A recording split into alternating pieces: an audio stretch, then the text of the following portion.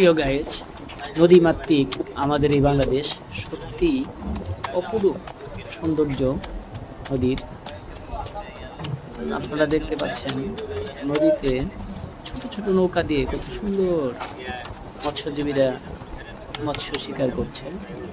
সারাদিন পরিশ্রম করে যা মাছ পায় তা বিক্রি করে সংসারে যোগান দিচ্ছে। অপরূপ সৌন্দর্য এই বাংলাদেশ।